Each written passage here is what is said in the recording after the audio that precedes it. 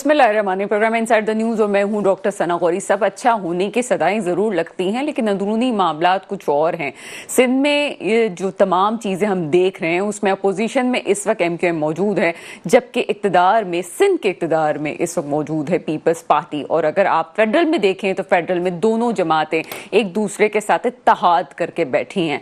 वो इत्तेहाद, वो चीज़ें, वो भाईचारा आपको सिंध में क्यों नहीं नजर आता? सिंध के जब भी मसाइल की बात की जाती है तो सिंध में ये कहा जाता है जनाब हम स्टेक होल्डर हैं, दूसरी जमात कहती है हम स्टेक होल्डर हैं, तीसरी जमात कहती है हम स्टेक होल्डर हैं। लेकिन तमाम लोग इसको स्टेक होल्डर तो बने फिरते हैं लेकिन मसाइल हल नहीं करते। जमात इस्लामी अपने तौर से आपको नारा लगाती हुई नजर आती है कि जनाब हमारे मसाइल नहीं सुने जा रहे। इस वक्त बल्दियात के जब इलेक्शन हुए तो हमने देखा कि जमात इस्लामी को एक वाज़ेह अक्सरियत में फतह मिली, लेकिन उसके बावजूद भी जमात इस्लामी वो किरदार इसलिए नहीं अदा कर सकी क्योंकि वो कहती है जनाब हम कुछ नहीं कर सकते, आगे पीपल्स पार्टी तमाम चीजों की जिम्मेदार है। साथ साथ हमने ये भी देखा कि जब MQM की रीयूनियन हुई तो उसके बाद आपको सिंध असेंबली के फ्लोर पे MQM एक बड़ी तादाद में नजर आती है, लेकिन उसके बावजूद भी MQM अभी भी अपोजिशन में रह के अपोजिशन का रोना रो रही है कि कराची के और सिंध के मसाइल अगर हल नहीं हो रहे तो उसकी जिम्मेदार भी पीपल्स पार्टी है। वो चले जनाब, जिम्मेदार कोई भी हो, लेकिन इस वक्त कराची और सिंध वालों का वोट, खासतौर पर MQM को मिला हुआ वोट और वोटर कहां जाए? इस वक्त कराची में अगर देखा जाए तो सब चीजें अपनी जगह लगता है कि ठीक है, लेकिन ठीक कुछ भी नहीं है। चाहे वो सड़कों का हाल हो, चाहे वाटर एंड सेवरेज बोर्ड के मसाइल हो, या और बल्दियाती इश्यूज, हल करेगा कौन? रिसेंटली आपने देखा कि कराची में ब्लास्ट हुआ, ब्लास्ट के बाद एक मीटिंग होना जरूरी थी, लेकिन उसके बावजूद भी वो मीटिंग कल होनी थी, हुई नहीं। और अगर मीटिंग्स इस किस्म की होती भी हैं तो MQM को कोई खातिर ख्वाह उसमें शामिल नहीं किया जाता। MQM के बहुत से इख्तलाफात और बहुत सी बातें ऐसी कि जिसमें MQM तंजिया भी शाह साहब ने आई, शिकायतें भी की और आखिरकार नासिर हुसैन शाह साहब से एक मीटिंग अरेंज करने की बात की गई, लेकिन वो मीटिंग भी नहीं हुई। अब एक और चीज जो हमारे सामने आ रही है, कुछ दिनों में CM से मुलाकात जो है वो MQM की होने जा रही है। उसमें कौन से इश्यूज डिस्कस होंगे और क्या वाकई कराची के इश्यूज और डेवलपमेंट पे जो काम हो रहा है, जो प्रोजेक्ट्स हैं, क्या वाकई वो उस तरह चल सकेंगे कि कराची वालों को कुछ रिलीफ मिले? तमाम मौजूआत पे बात करेंगे। मेरे साथ आज प्रोग्राम में मौजूद होंगे जनाब अली खुर्शीदी साहब, अपोजिशन लीडर सिंध असेंबली हैं। एक छोटे से ब्रेक का वक्त हुआ है, ब्रेक के फौरन बाद आपके सामने हाजिर होते हैं। ब्रेक के बाद आपके सामने हाजिर हैं और मुझे इस वक्त ज्वाइन कर चुके हैं नजमी आलम साहब, पीपल्स पार्टी से आपका ताल्लुक है। सर, प्रोग्राम में आपको वेलकम करते हैं। शुक्रिया जी, थैंक यू। नजमी आलम साहब, जब भी कोई दूसरी जमात से बात की जाती है जो अपने आप को कराची और सिंध का स्टेक होल्डर कहती है, स्पेशली अगर मैं कराची की बात करूं, तो वो ये शिकवा करती है कि जनाब हमारे हाथ में मसाइल का हल नहीं है। मसाइल का हल जो है, जितनी कराची की आवाम भुगत रही है, वो उसका तमाम सोल्यूशन पीपल्स पार्टी के पास है और पीपल्स पार्टी इन मामलात में संजीदा नहीं है। इसका क्या जवाब देंगे आप? पहली बात तो ये कि हमने किसी को फोर्स नहीं किया था कि आप इलेक्शन का बायकॉट करें। लोकल बॉडी का हिस्सा लेते, इनको दूध का दूध पानी का पानी हो जाता, हिस्सा ले लेते। हमने तो नहीं मना किया था कि आप इलेक्शन में हिस्सा ना लें।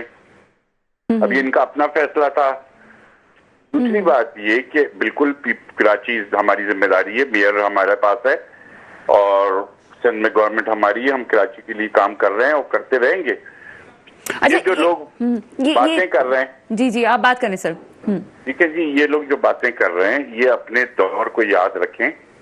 जो कुछ इन्होंने कराची के साथ तबाही की वो आज तक कराची भुगत रही है। अभी भी गवर्नर हाउस में बैठ के चाय तो पीते हैं, ऑफ द रिकॉर्ड आके हमारे मिनिस्टरों के पास अपने काम भी लेके आते हैं और पब्लिक के सामने दूसरी बात करते हैं। इनके दो चेहरे हैं। अच्छा, एक और बात जो कही जाती है कि यहाँ पे जो आप लोग की मीटिंग्स होती हैं और उसमें डिस्कशंस की जाती है, उसमें MQM को शामिल नहीं किया जाता। इसका कोई जवाब है या ये कोई तला? जी, MQM अपनी ख्वाहिश जाहिर कर दे कि वो क्या चाहती है, कौन सी मीटिंग में इनको बिठाएं। देखिए ना, अगर ये बल्दियात में हिस्सा लेते तो आज बल्दियात में ये न होते, कुछ टाउन शायद इनके पास भी होते, या कि अपना रोल इन्होंने तो खुद अपने आप को डिस्कार्ड किया, हमने तो नहीं किया। अब बात यह है कि आप हमारी सिंध गवर्नमेंट का हिस्सा तो नहीं हो, तो हम क्यों आपको बिठाएं अपने साथ? या तो आप आके रिक्वेस्ट करें कि हमें सिंध गवर्नमेंट में ले लें, तो फिर हम इनको गौर करेंगे, फिर ये अपनी मीटिंगों में भी बैठेंगे। यानी कि आप ये कह रहे हैं कि ये अभी अपोजिशन में हैं, अगर आपके साथ गवर्नमेंट में होते तो आप मीटिंग्स में भी इनको बुलाते? बिल्कुल, पहले जिस जमाने में ये थे हमारे साथ 5 साल 2008 के बाद बड़े मजे लिए इन्होंने, ये हमारे साथ गवर्नमेंट में रहे, और हर मीटिंग हर जगह थी, इनके पास मिनिस्ट्रियां थी जिसके ये मुत्तक़िल मालिक थे, गवर्नर इनका था। अभी भी हमने तो बहुत पहले बिलावल साहब ने ऑफर की थी कि आप छोड़ें पीटीआई को, हमारे साथ आ जाएं, हम आपको सिंध गवर्नमेंट में, तो ये नहीं आए थे। हम किसी को हाथ पकड़ के तो नहीं लाएंगे। अच्छा ठीक है, यानी कि ये जो शिकवा है ये एक तरफ आपने मेरे ख्याल है कि बड़ी उसमें वाज़ेह तौर पे क्लियर किया है उसको। एक और बात, जो इस वक्त इत्तलात के मुताबिक कल एक इजलास होना था और होम डिपार्टमेंट का ये जो हमारा ब्लास्ट हुआ है कराची में, एक नाखुशगवार वाकया, वो नहीं हो सका, उसकी कोई वजूहात, कोई आपके पास इंफॉर्मेशन है कि आगे भी होगा? मुझे नहीं पता उसकी वजूहात। वो इजलास लॉ एंड ऑर्डर पे, बल्कि मैंने चीफ सेक्रेटरी से राब्ता किया तो उन्होंने कहा वो लॉ एंड ऑर्डर के इजलास में सीएम हाउस गए हुए हैं, ठीक है ना। हो सकता है उसमें लॉ एंड ऑर्डर का कोई, उसमें किसी एजेंसी का कुछ हो या कोई ऐसी रिपोर्ट हो, बहुत सी चीजें इसमें ओपन नहीं की जाती। तो मैं एग्जैक्टली नहीं कह सकता कि क्यों नहीं हुआ, वो क्यों नहीं हुआ। हो सकता है कोई क्लोज इजलास हो गया हो, छोटा इजलास जिसको अभी इन्होंने नहीं किया हो, चंद खास लोगों का इजलास, जो मेन लोग हैं लॉ एंड ऑर्डर करने वाले।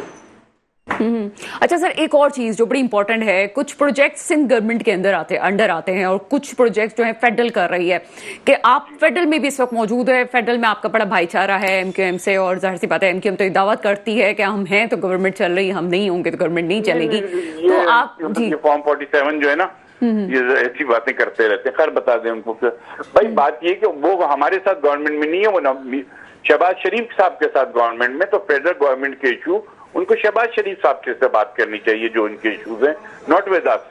हम तो खुद नहीं है गवर्नमेंट में, हम तो सिर्फ मुल्क में जमहूरी तसलसल को बहाल रखने के लिए या किसी तरह मुल्क में जमहूरियत चले, वरना क्यास मच जाता, ये बनाना रिपब्लिक बन जाती। हमने तो इसलिए उनको, शहबाज शरीफ साहब की, मुस्लिम लीग की गवर्नमेंट को सपोर्ट कर रहे हैं। हमने तो वजारतें नहीं दी, इन्होंने तो वजारतें भी दी हुई है फेडरल में। तो ये तो इनको बात खुद करनी, हम तो नहीं कैबिनेट में बैठते फेडरल की। अच्छा, एक और बात, जो प्रोजेक्ट फेडरल के अंडर आ रहे हैं, इसके हम काम में भी देख रहे हैं, थोड़ी सी तेजी हमें नजर आई है। कब तक एक्सपेक्टेड है कि वो प्रोजेक्ट जो फेडरल के अंडर आ रहे हैं वो कंप्लीट हो जाएंगे? सिंध गवर्नमेंट भी, केएमसी ने भी आवाज उठाई है, बल्कि हमने ये दोनों प्रोजेक्ट, जो ये ग्रीन लाइन का जो आगे गुरु मंदिर से आता है, इस पे भी केएमसी में भी हमने करारदाद पास की कि इसको जल्दी किया जाए। जो इवन जो सिंध गवर्नमेंट के भी हैं, हमने उधर भी बात की है कि भाई इसको जल्दी करो कराची शहर को। और ये कौंसिल के पास की भी करारदाद है, जो हमारी यूनिवर्सिटी रोड से लाइन आ रही है, इसके ऊपर भी हमने करारदाद पास की और गवर्नमेंट से मुतालबा किया कि जल्दी करें। अच्छा नजमी आलम साहब, जो आप खुद कराची में हैं, आपको खुद अंदाजा होगा कि यहाँ पे कराची वालों को क्या क्या मसाइल हैं, स्पेशली अभी बारिश के बाद जो इश्यूज रेज हुए हैं, उसमें बारिश में बाहर तो बहुत नजर आई, लेकिन घरों में पानी मौजूद नहीं था। और इवन ये कि अब तो गैस के भी इश्यूज हो गए हैं, लोड शेडिंग वाली बात तो लोगों ने करना ही छोड़ दिया। चीजों को थोड़ा सा बड़े कैनवस में देखना होगा। गैस के इशू हैं कराची में, बिल्कुल हम कह रहे हैं, इसकी वजह ये है, तो मैं तो आज भी कहता हूं कि ये हमारी साउदर्न गैस है, एक नॉर्दर्न गैस है। हमारी सिंध की जो गैस फील्ड्स हैं इधर आपकी डेरकी वगैरह की तरफ, ये क्यों नॉर्दर्न के पास है, ये साउदर्न के पास होनी चाहिए। ये हमारे साथ ज्यादती है सिंध के साथ। सिंध की गैस है, कंट्रोल उसको नॉर्दर्न गैस कंपनी करती है, ये गलत है हमारे साथ, इसको यहाँ होना चाहिए। दूसरी बात ये कि बिल्कुल बारिशों में, लेकिन आपको एक बात भी ये भी मानना पड़ेगी कि बारिशों में कराची की कोई मेन आर्टरी बंद नहीं हुई।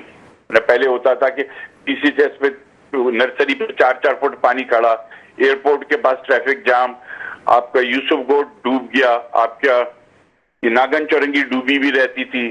इस दफा ऐसा कोई वाकया नहीं हुआ, ये बात भी आपको मद्देनजर रखनी चाहिए। और देखिए, काम जहां तक शहर में बात है, हर आदमी की अलग अलग जिम्मेदारी है। इस शहर का 60% कैंटोनमेंट्स के पास है, तो ये आप एक्सपेक्ट करते हैं कि अगर वहां पे कोई खराबी होगी तो क्या केएमसी करेगी या कोई टाउन करेगा? नहीं करेगा। उसके टैक्सेस वो जमा करते हैं, उन्होंने करना है। फिर इसी तरह लोकल गवर्नमेंट सिस्टम को आप समझें, कराची की 106 रोडें केएमसी के पास है, वो केएमसी की जिम्मेदारी है। अगर वो टूटी हुई है तो केएमसी जिम्मेदार है, जहां पे भी टूटी हुई है उसको डिफेंड नहीं कर। हाँ, अगर अंदरूनी गलियां टूटी हुई है तो वो टाउन के काम है, टाउन में जो जिनको प्रॉपर्टी टैक्स मिल रहा है वो सब मिल रहा है, ये उनका काम है। और अभी तो सीएम साहब ने इनके साथ और मेहरबानी की है कि जिसकी जितनी तनख्वाह है वो देंगे और उसकी तनख्वाह का 30% अलग से डेवलपमेंट कर देंगे टाउन्स को, जो केएमसी को नहीं मिल रहा, वो टाउन्स को दे रहे हैं।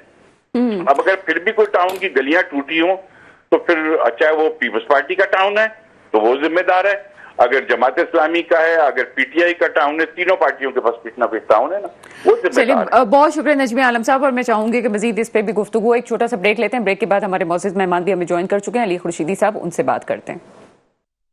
ब्रेक के बाद आपके सामने हाजिर हैं और मुझे ज्वाइन कर चुके हैं अली खुर्शीदी साहब, आप अपोजिशन लीडर्स इन असेंबली। इस प्रोग्राम में आपको वेलकम करते हैं।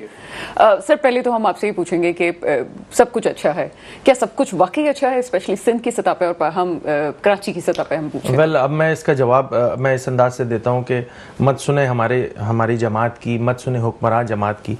माइक उठाएं, कैमरा उठाएं, लोगों से पूछें कि क्या वो सेटिस्फाई हैं इस 16 साल के इक़्तिदार के बाद जो पीपल्स पार्टी के पास मुतलक़ुल अनान स्ट्रेट इक़्तिदार रहा है। अगर वो कन्विंस है और वो खुश हैं कि नहीं, इनका इक़्तिदार बहुत अच्छा है और इसमें बड़े काम हो रहे हैं, हमारा शहर डेवलप हो रहा है, हमारे गांव गोड देहात कराची से लेकर कश्मीर तक, अगर वो मान जाएंगे तो मैं भी उनकी बात पे मान जाऊंगा।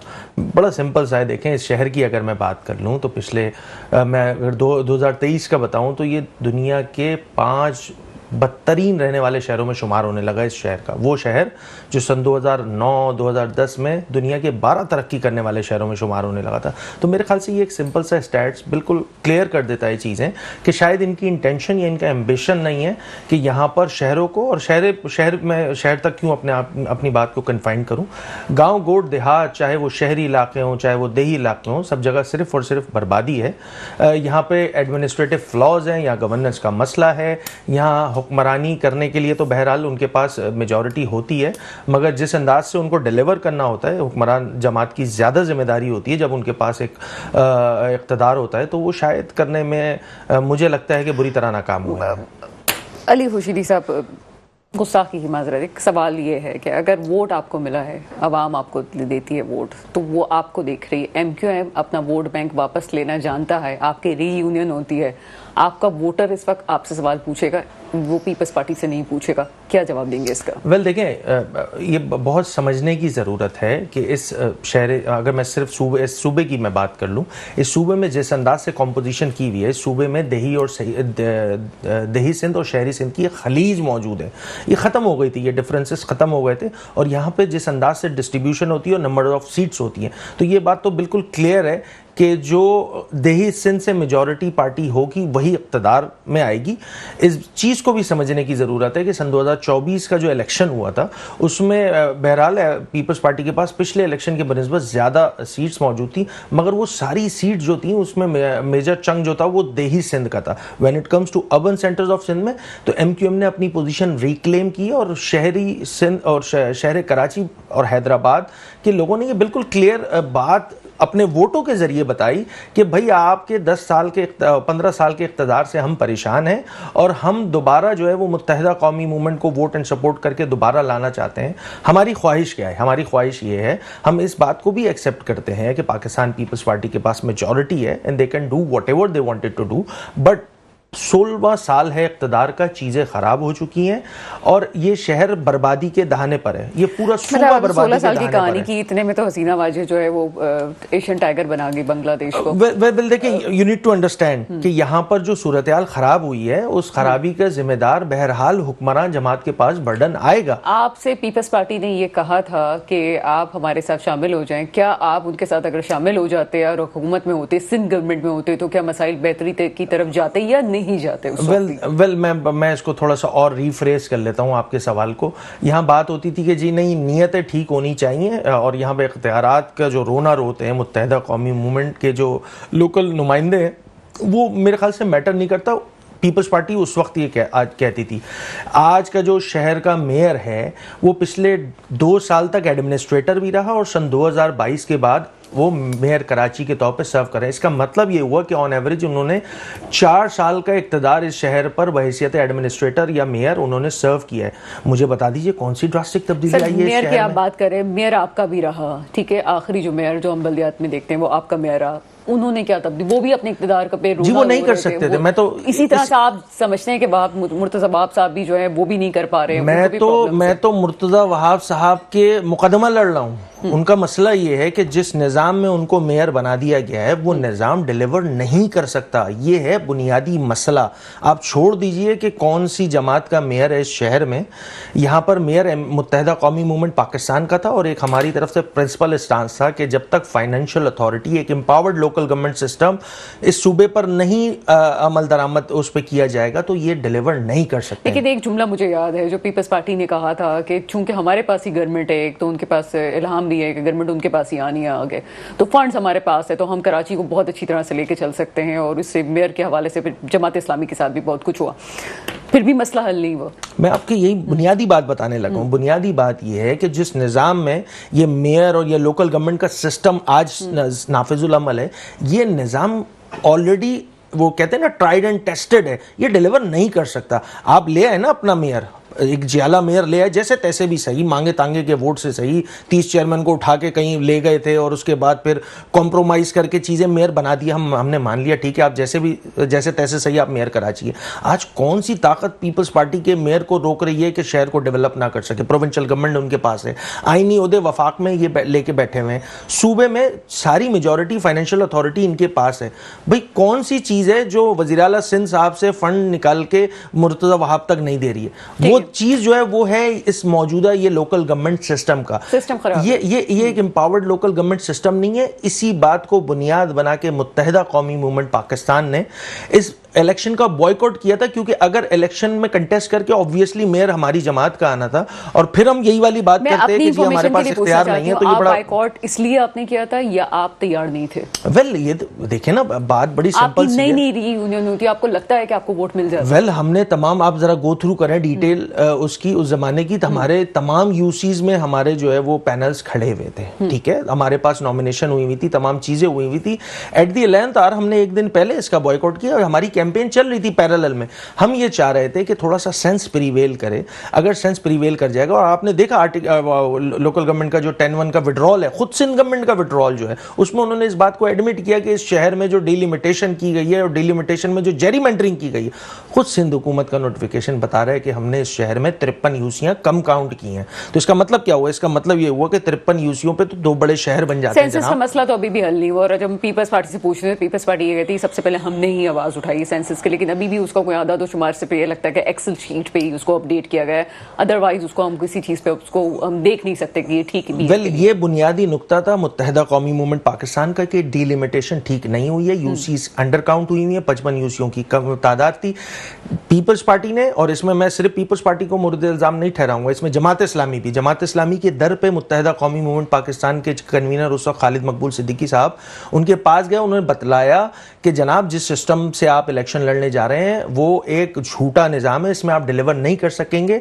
जमात इस्लामी ने एज यूजुअल बुग़्ज़े एमक्यूएम में वो बात नहीं सुनी, और वो बुग़्ज़े एमक्यूएम अल्टीमेटली बुग़्ज़े कराची बन गया कि आज कराची के इशूज़ पे कॉम्प्रोमाइज़ करके ये तीनों जमातें बैठी हुई हैं। इन्होंने एक ऐसे निज़ाम में जाके इलेक्शन कंटेस्ट कर लिया जो निज़ाम डिलीवर नहीं कर सकता। आज मैं आपके प्रोग्राम में बैठ के मैं तो बोल रहा हूँ कि मैं मेयर कराची का मुकदमा लड़ रहा हूँ कि उनको फंड दें भाई। आप कराची का मुकदमा लड़ रहे हैं, मैं कराची का मुकदमा लड़ रही हूँ। मैं आप इस वक्त जो ट्रैफिक में आप फंस गए, आपने बताया, मैं भी गाड़ी चला के ट्रैफिक में आती हूँ, हम सब कराची में जो इश्यूज हैं हम उसको भुगत रहे हैं।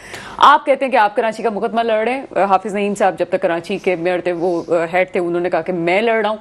मुर्तज़ा वहाब साहब अपने तौर से कर रहे हैं, आप तीनों ही मुखलिस हैं, तो चीजें हल क्यों नहीं हो रही है? वेल देखिए एक चीज फिर मैं बुनियाद पे आऊंगा। ये तमाम मामलात देखें, शहर का इंफ्रास्ट्रक्चर खराब हो चुका है, बर्बाद हो चुका है। 10 दिन मुंह नहीं दो तो 11वें दिन शायद आपके घर वाले भी नहीं पहचानेंगे। इस 15 सालों से इस कराची शहर के मेंटेनेंस एंड रिपेयर पे काम नहीं हुआ। मैं डेवलपमेंट तो बहुत दूर की बात कर रहा हूँ। आप जितना इंफ्रास्ट्रक्चर इस शहर पे मौजूद है, ये उसी जमाने जो एग्जिस्टिंग चल रहा है वो उसी जमाने का है जिस जमाने में शहर तरक्की करने वाले, दुनिया के तरक्की करने वाले शहरों में शुमार होता था। आज सूरत हाल ऐसी है कि आप यूनिवर्सिटी रोड उठा लें, आप शहर का शारे फैसल उठा लें, किसी भी रोड पे चले जाएं, ट्रैफिक कंजेशन इतना है कि लोग मेंटल स्ट्रेस में मुब्तला होना शुरू हो गए। लोग जो है इसी में लड़ाइयां होती हैं, फिर फ्यूल कंजम्पशन, ये वाली बातें, तो एक्सीडेंट हो रहे हैं। तो पॉइंट इतना सा है, देखिए ओनरशिप लेने की जरूरत है। अगर जिन हजरात का नाम, वो जो हमारे जमात इस्लामी पाकिस्तान के अमीर है हाफिज नईमुर रहमान साहब, उनको कराची का दर्द होता तो इस इलेक्शन में एमक्यूएम के साथ खड़े हुए होते हैं। उन्होंने ने 55 यूसीओं पे कॉम्प्रोमाइज किया है। और ये मैं कोई एमक्यूएम नैरेटिव नहीं दे रहा, ये दुनिया जानती है कि आप अगले दिन सिंध हुकूमत 55 यूसीओ का नोटिफिकेशन निकालती है कि जी मौजूदा डिलिमिटेशन में जो हमने की उसमें 55 यूसीयां कम है।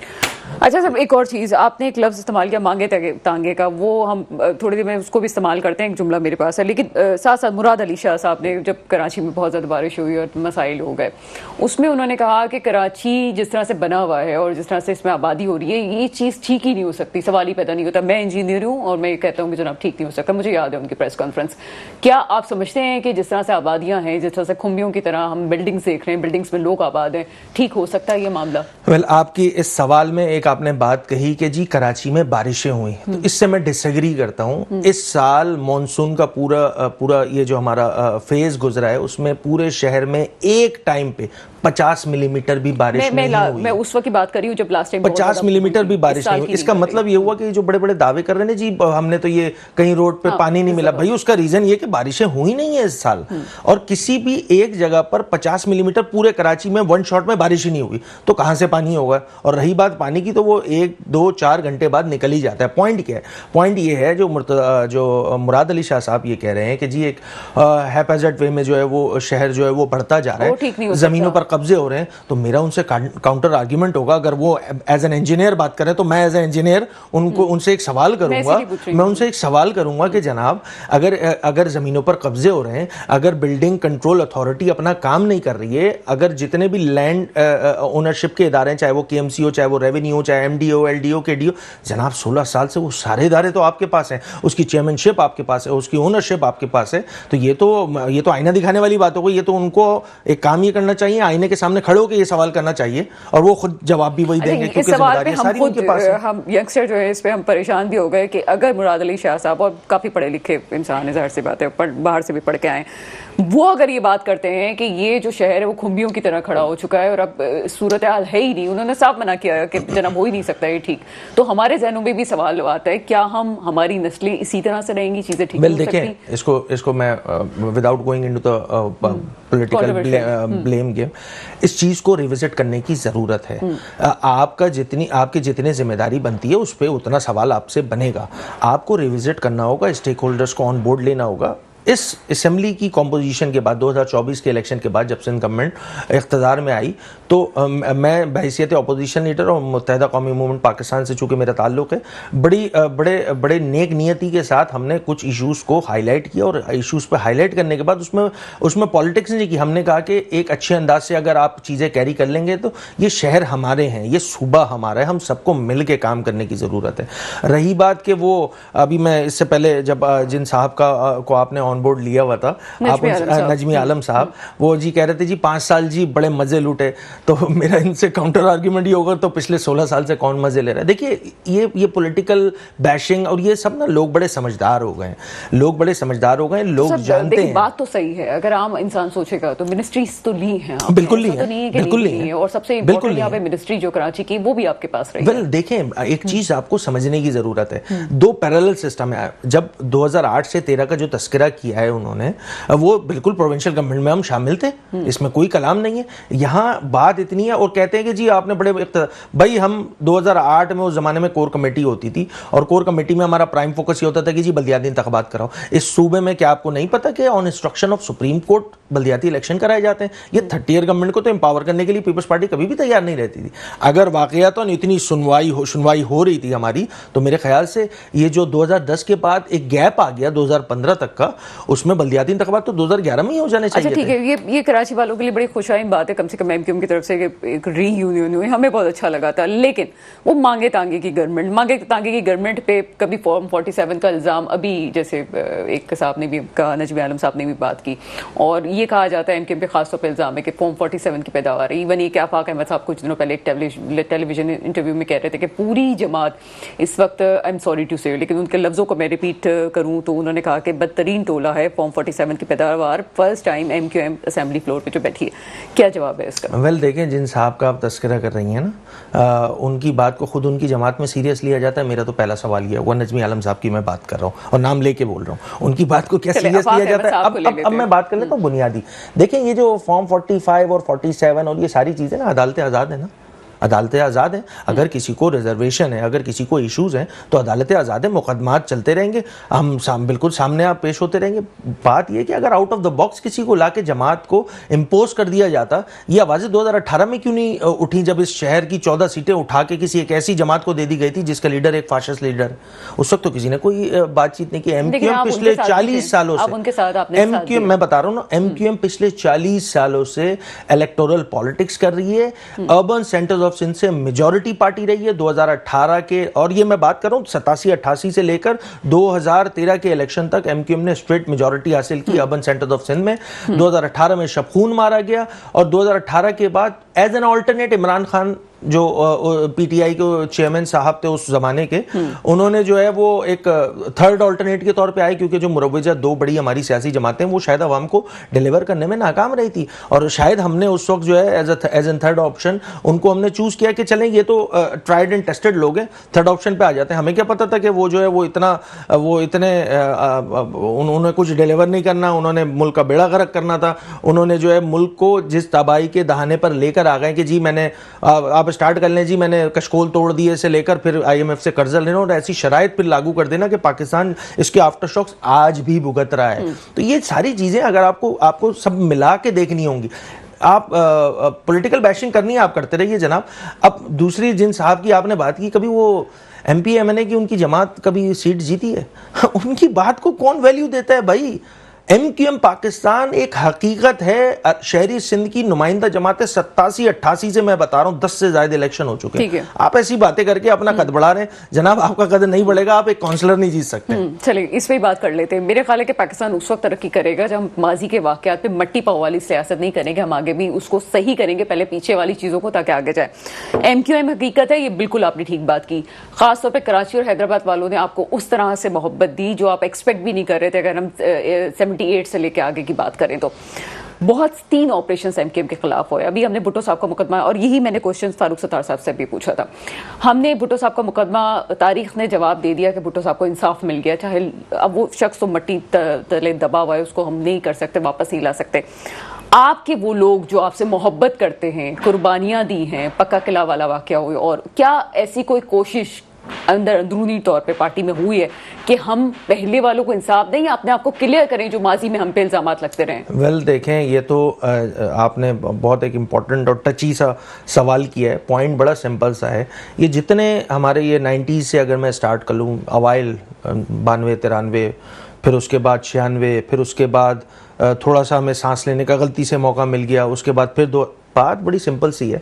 बात यह है कि वो लोग जिन्होंने हम पे इल्ज़ामात लगाए थे, ये भी देखिए, ये भी पाकिस्तान की सियासत में अनोखा काम हुआ कि उन्हीं लोगों को फिर मुत्तहिदा कौमी मूवमेंट पाकिस्तान अपने इक़्तिदार को कंटिन्यू करने के लिए, इक़्तिदार बनाने के लिए उनको वो सारी चीज़ें उनको माननी पड़ी। आपको याद होगा 2008 में इस वक्त में मौजूदा जो सदर पाकिस्तान है जनाब आसिफ अली ज़रदारी साहब आए थे ना उस वक्त एमक्यूएम के ऑफिस, तो वो सारी बातें ये सब माजी का हिस्सा हो चुकी हैं। पॉइंट इतना सा है जो हमारे वर्कर कि मारवाई अदालत, कत्ल हो, चाहे लापता अफराद हो, आज भी हमारे लापता 107 से ज्यादा जिस 2018 में हमारे 1000 से ज्यादा लापता अफराद थे। आपसे उनके खानदान वाले जी ऐसा ही है। मैं वही नंबर्स आपको बता रहा हूँ कि 2018 में हमारे लापता अफराद की तादाद 700-800 से ज्यादा थी। आज लापता अफराद की तादाद, हमारे वर्कर्स हैं, शहर के बच्चे हैं, इस कौम का मुस्तकबिल है, आज उनकी तादाद जो है वो 107 हो गई। हम इससे भी खुश नहीं है। सारे एक माँ का लाल उनको वापस मिलना चाहिए, और अगर किसी ने कोई जुर्म किया है तो उसकी सजा अदालतें खुली मेरे ख्याल है कि इसके जवाब बहुत, जितने मेरे नाज़रीन सुन रहे होंगे, खासतौर पे वो लोग जो एमक्यूएम से नस्लें उन्होंने दी हैं एमक्यूएम को, और कितनी दहाइयां गुजर चुकी हैं, वो सुनना चाहते हैं। मैं मजीद बात करना चाहूंगी। एक शॉर्ट ब्रेक है, ब्रेक के बाद वापस हाजिर होते हैं। ब्रेक के बाद आपके सामने हाजिर हैं और बात हो रही है हमारी अली खुर्शीदी साहब से। बड़ा सेंसिटिव टॉपिक है ये, तो इसको मजीद आप किस तरह से उन लोगों के लिए, मेरा सिर्फ सवाल ये है कि इंसाफ होना चाहिए, कम से कम अगर आपके पे कोई इल्ज़ाम माजी में लगे हैं तो उसको भी क्लियर हो जाना चाहिए, जिस तरह बहुत सारी चीज़ें खुल रही हैं। वेल तारीख ने ये साबित किया, जो इल्ज़ामात लगे वो फिर जिन लोगों ने इल्ज़ामात लगाए उन्होंने आके इस बात को एडमिट किया कि नहीं, it was politically motivated allegations. ये माजी रहा है। हज़ारों की तादाद में शोधा मौजूद हैं, शोधा के घराने मौजूद हैं। मुत्तहिदा कौमी उम्मत पाकिस्तान जो है वो right from the first day हम उन्हीं की कुर्बानियों का समर है कि आज हम अपने हम MPAs बने हुए हैं, हम MNAs बने हुए हैं, हम मिनिस्टर्स बन जाते हैं, कोई गवर्नर बन जाता है। ये सारे किस चीज़ के वसीले से हैं? उन्हीं फैमिलीज़ के वसीले से हैं जिन्होंने अपने बच्चों को, अपने लाल को जो है वो इस कॉज में जो है MQM के साथ एसोसिएट किया और फिर उन्होंने अपनी जानों का नजराना पेश किया। असीर साथी हैं, हम नहीं भूलते असीर साथियों को। और मैं सिर्फ अपनी ज़ाती हैसियत में बताऊं तो मैं कोशिश करता हूं कि 2 से 3 महीने में मैं खुद जाके विजिट करके कम से कम मुलाकात की जाए, बात की जाए अपने तई, जो उनको फैसिलिटेट किया जा सकता है विद इन वो ऑब्वियसली असीरी जो है वो जी बिल्कुल मौजूद है। और फिर शोधा की फैमिली से हमारी MPA यहाँ मौजूद हैं जिनके हम MPAs बनाते हैं, हम उनको MNAs बनाते हैं। ये पूरा मुरवजा निज़ाम है। हमारी कुलीग हैं फरा सोहेल बाजी, MPA हैं माशाल्लाह से, उनके शौहर जो हैं वो शहीद घराने से उनका ताल्लुक है। MQM अपने शोधा को, अपने असीरों को, उनकी फैमिलीज को नहीं छोड़ती है। अच्छा, ऐसा तो नहीं हुआ आपने कहा कि कभी आपकी सुनवाई नहीं हुई है, ऐसा आपने कुछ देर पहले कहा कि सांस लेने का मौका मिला, वो सांस लेने का मौका आपको मुशर्रफ दौर में मिला। मुशर्रफ दौर में आप चाहते तो आप कोटा सिस्टम पे बात कर सकते थे, चीजें बेहतर कर सकते थे, हुई नहीं बेहतर, और अभी भी सुनवाई नहीं हो रही। बात आपके लीडर ने की है और बड़ी डंके की चोट पे वो कर रहे हैं। हो जाएगा ये मसला हल? वेल देखें, इस पे ना आपको ये बात समझने की ज़रूरत है कि जिस वक्त इस कोटा सिस्टम को लागू किया गया उस वक्त नीयतें क्या थी। इक़्तिदार में जो जमातें मौजूद थी या जमात हुकूमत मौजूद थी, उनकी नीयत ये थी कि देही सिंध जो है वो चूँकि अंडर डेवलप एरिया है। उस वक्त नीयत बुरी नहीं थी। मैं यही गुजारिश कर रहा हूँ बिल्कुल। और फिर वो 10 साल के लिए होता रहा और फिर ये एक ट्रेंड बन गया कि हर दौर और हर जो भी इक़्तिदार में होता था ये इसको एक्सटेंड करता रहता था। अच्छा, बहुत सारे लोग जो हैं वो ये मिसालें देते हैं कि नहीं जनाब, आप तो इक़्तिदार में रहे हैं और ये सारी चीज़ें तो ठीक हो जानी चाहिए, तो ये ठीक क्यों नहीं हुई, यानी कि आपने कॉम्प्रोमाइज़ किया। अच्छा, यही सवाल उन बड़ी जमातों से भी कम से कम कर लिया जाए। भाई हमारे तो डिमांड में है, हमारी तो डिमांड में है। भाई क्या जो 2018 में MOU हमारा PTI के साथ साइन हुआ था, तो क्या उस पर इम्प्लीमेंटेशन कराना मुत्तहिदा कौमी मूवमेंट पाकिस्तान की जिम्मेदारी थी या वो जो जिस जमात से MOU किया था उसकी जिम्मेदारी थी? अगर तो ऐसे इशूज़ जो कि हमारे ज़ात या हमारी जमात से रिलेटेड हों और उस पर हम काम कर रहे हों और अवामी इशूज़ पे जो है उस पर हम स्टांस ना लें, तो फिर हम कसूरवार हैं कि भाई PTI ने की जमात से जब हमारा MOU साइन हुआ था तो हमने तो उसमें कोई 13 पॉइंट्स थे, 2 MOU साइन होते, एक 9 और एक 13। क्या अगर उस पर इम्प्लीमेंटेशन नहीं हुई तो एग्जीक्यूशन एंड पे कौन बैठा हुआ था? PTI बैठी हुई। तो सवाल उनसे भी तो बने ना। सवाल इतने हैं कि मेरा दिल चाह रहा है कि प्रोग्राम शायद बड़ा हो जाता है, लेकिन अगर कोटा सिस्टम पे बात हो ही रही है तो मैं कराची की एजुकेशन पे बात करती हूँ, MD-CAT पे बात कर लेते हैं। मौजूदा आपको लगता है कि कराची से 100 बच्चा भी निकल के आज डॉक्टर बन सकेगा? एक अलार्मिंग सूरत हाल है, बहुत इंपॉर्टेंट इशू है। मैंने इस पे VC डाउ से भी बात की और उसके बाद मैंने इस पे जो है वो मैंने प्रेस कॉन्फ्रेंस की डेडिकेटेड, और उसके बाद हमारे MNAs ने जो है वो स्टैंडिंग कमेटी फॉर हेल्थ में इस इशू को टेकअप किया।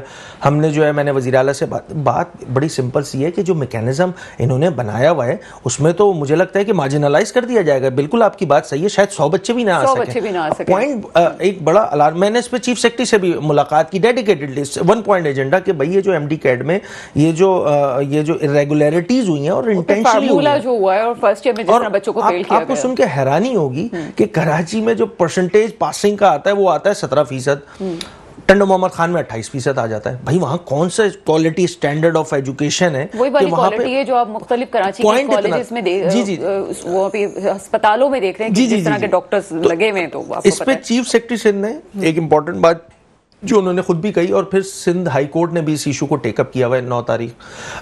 पॉइंट इतना से आज हम हमारे MNA हैं ख्वाजा इज़ारुल हसन साहब, उन्होंने खुद जाके जो है वो आज भी पिटिशन जो है सिंध हाई कोर्ट में दाखिल किया। पॉइंट बड़ा सिंपल सा ये है कि यहाँ पर कहीं बाय डिज़ाइन ये काम होता हुआ नज़र आ रहा है कि जी जो शहरी आबादी है उनके बच्चे, उनके जो मुस्तकबिल के मेहमान बनने, घरों के कफील बनने, उनको मार्जिनलाइज किया जा रहा है। मुझे ये इंप्रेशन आ रहा है, एज अ कराचीआइट इंप्रेशन आ रहा है। तो हम खामोश नहीं बैठे हैं। मैं अपनी जाती हैसियत में बताऊं तो मैंने वैसे तो opposition leader chief secretary Sindh से बात की, मैंने वीसी डाउ से बात की, मैंने कहा भाई ये जो पिछले साल भी ये ड्रामेबाजी हो गई थी और फिर रीटेस्ट पे चली गई थी कहानी, इस साल भी यही वाली सूरत हाल हो रही है, चाहे वो मैट्रिक बोर्ड हो, चाहे वो इंटरमीडिएट हो, या चाहे हमारे ये जो एप्टीट्यूड टेस्ट लेने वाले एमडी कैट, ये कैसे पेपर आउट हो जाता है और उसमें फिर उसमें पैसे चल रहे होते हैं, ये वही निजाम है। मैं बहुत प्रोग्राम में इस मुद्दे को उठा चुकी हूँ। मेरा ख्याल है कि अगर आप पोजीशन लीडर हैं और असेंबली फ्लोर पे मौजूद हैं, तो क्या आपको इस बात का अंदाजा है कि 9th में बच्चों के साथ गलत हुआ, फर्स्ट ईयर में बच्चों के साथ गलत हुआ, ये बाय डिजाइन हो रहा है। और उसके बाद जमात इस्लामी ने एहतजाज किया, जमात इस्लामी के एहतजाज की वजह से खैराती नंबर बच्चों को दे दिए गए। वो जो खैराती नंबर है उससे तो फार्मूला तय करके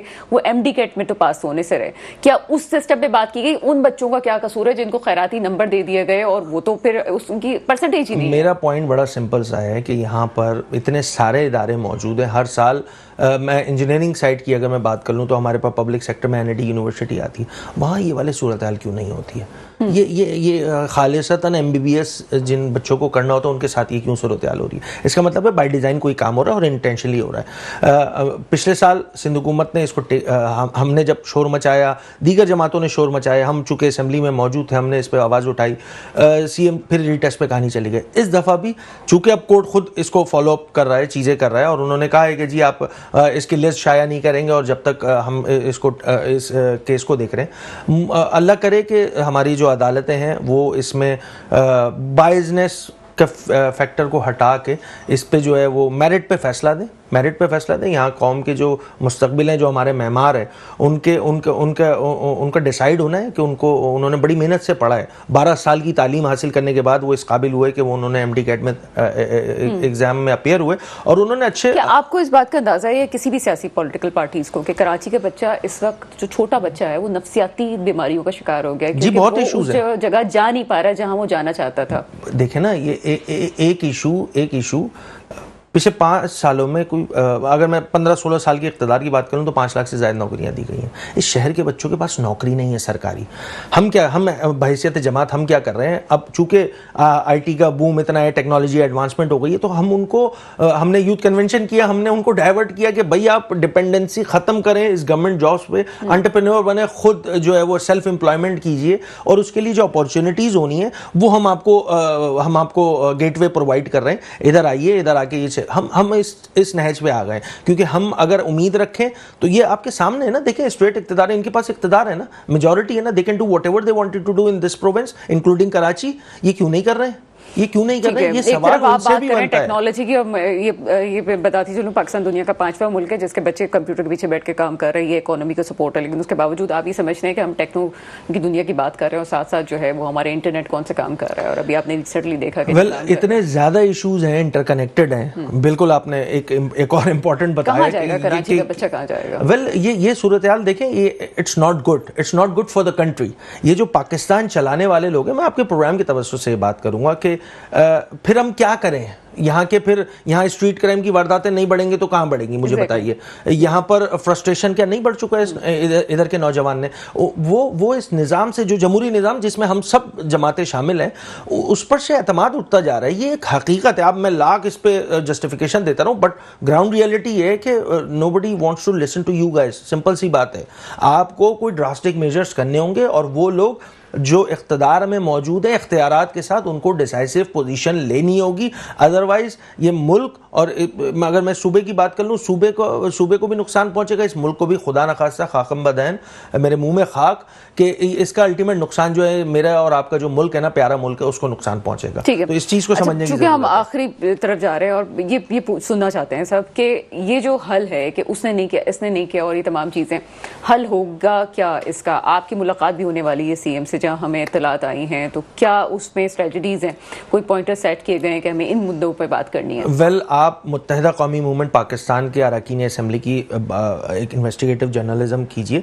और उसको गो थ्रू कीजिए। फिर बहैसियत अपोजिशन लीडर मेरी तकरीर उठाइए जो 2.5-3 घंटे की थी, उसको उठाइए और उसको देखिए। सारे इशूज़ पे हमने गवर्नेंस को टारगेट किया।